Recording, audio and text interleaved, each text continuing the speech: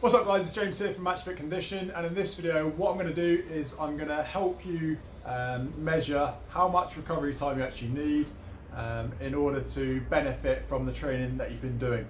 Now we all know that in order to improve your fitness levels you need to obviously train well, provide the right stimulus, but also provide enough recovery time and the right nutrition to help maximise the possible benefits from that session. But below pro level it can be very hard to identify how much, the current state that your body is in. So how much recovery time do you actually need before your next training session, things like that. So if you watch the other video I've done on how Ronaldo achieved his fitness levels, you'll remember the graph I'm about to draw. So we had fitness up here and time down here, and then your current fitness level over there.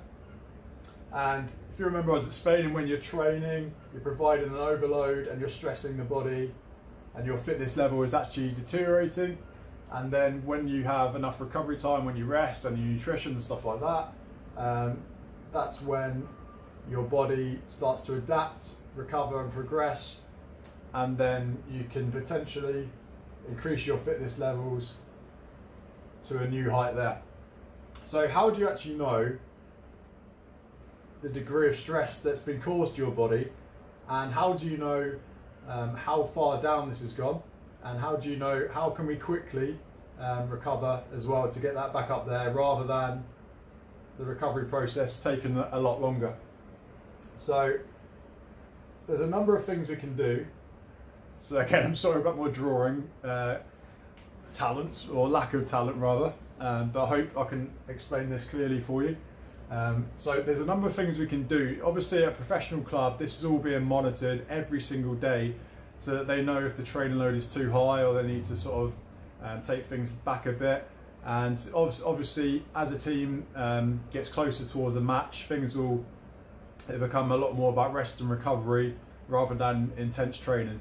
But if you're below pro level, what can you do to actually measure the effects that your training is having on your body, and what can you do to help speed up the recovery process as well? Now it's important to note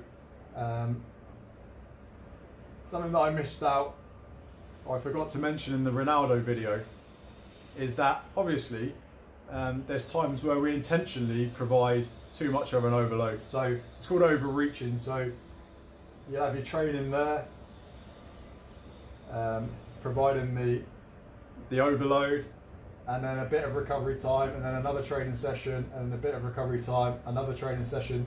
So again, the whole time here you can see we're not allowing enough time for our for recovery to progress our fitness. But then, so you might overreach here and then provide more recovery time, not do any more training so that you can recover, and then you can reach a high level of fitness. So yeah, you might schedule a few days recovery time so that you're just focusing on nutrition and your active recovery stuff and things like that, so that you've overreached, and then you can adapt because you're allowing more time for that to happen and you're not doing another training session in between.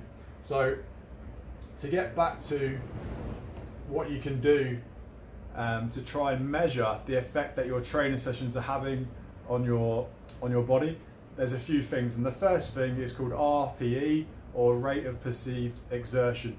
Okay, so let me just rub this off. Where's my rubber?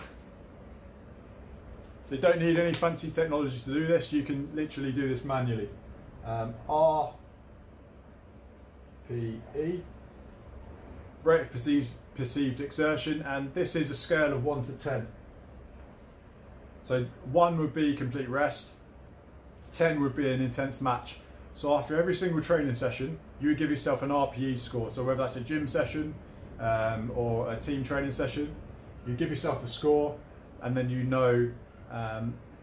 it's sort of a rough indication of the effect that that session has had on your body. Now if you want to go deeper with this, we've got in the Messier Pro Football Formula on matchfitcondition.com, we've actually got a digital process where you plug these figures in every single day, and it automatically There's formulas in the Excel file, and it automatically puts these into graphs so you can see the relationships and judge it better the effect that your training is having on your body, and then you can adjust your schedule accordingly.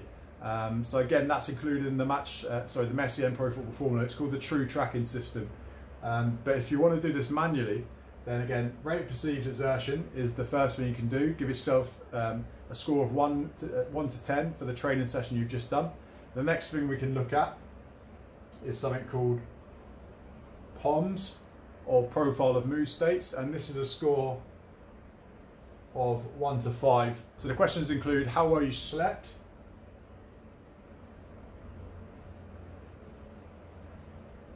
how energetic you feel, whether you're actually looking forward to your next session,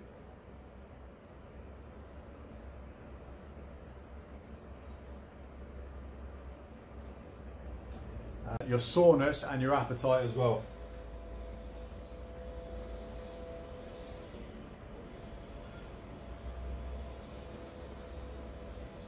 So every single day, after every session you would do this.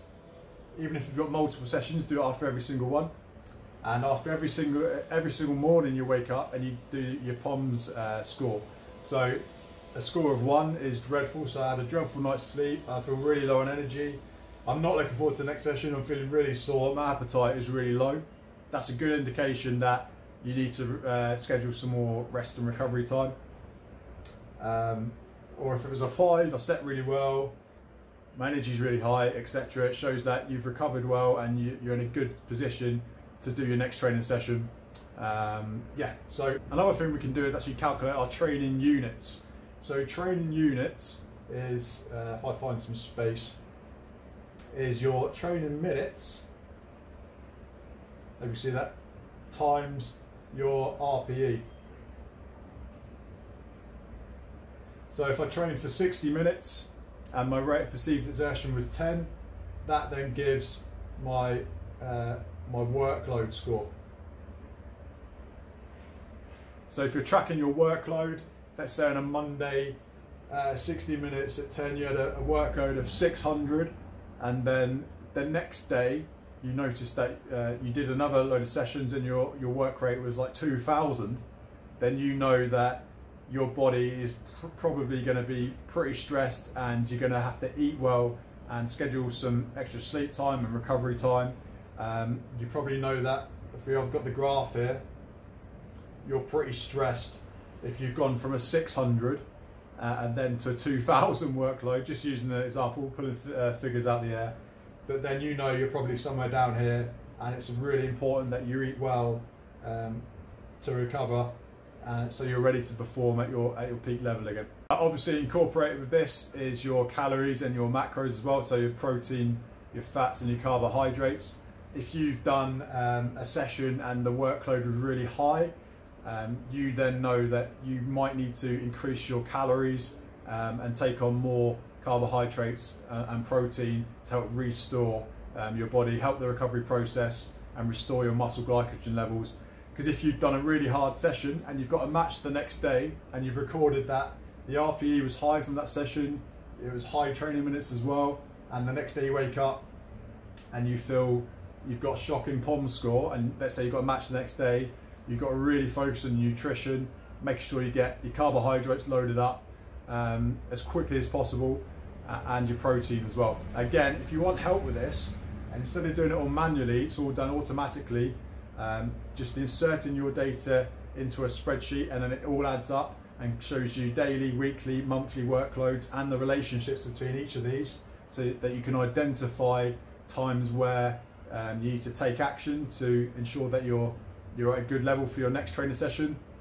That's the True Tracking System included in the Messier Pro Football formula on matchfitcondition.com. Again, as I said, professional clubs, they're measuring all this every single day. They do sort of blood samples, they do their POMS on the computer, and all the sports scientists are getting this data, and they can see also when players are at an increased risk of injury. So if your workload again suddenly jumps up when you've been used to doing a lot lower level of a workload, that's a time when your injury level is increased, again, also another indication that we need to really focus on our protein intake and our carbohydrate intake as well. Another one that pro clubs use is a jump test. That's basically to see that the state of your nervous system. So you could use, you can do a vertical jump. There's an app called My Jump that you can measure your vertical jump on. If that's not as good as it is when you're fresh, you can sort of use that as a measure of your of the freshness of your nervous system, so how explosive you're going to be. But again, in terms of doing things manually, you should, at the very least, to help you identify what state your body is in after a training session and what action you need to take in order to speed up the recovery process and feel fresher and fuel yourself for your next training session or match. Rate perceived exertion, so RPE, POMS, and also calculating your training workload or your training units by doing RPE times your training minutes. So again, if you've done a 20-minute session, then it's 20 minutes, and if the RPE was 5, it's 20 times 5. That gives you your training unit score. You can track that every single day. Okay, so I hope this helps. If you've got any questions or comments on this, feel free to leave them in the comments section below. I'm really happy to answer questions on that.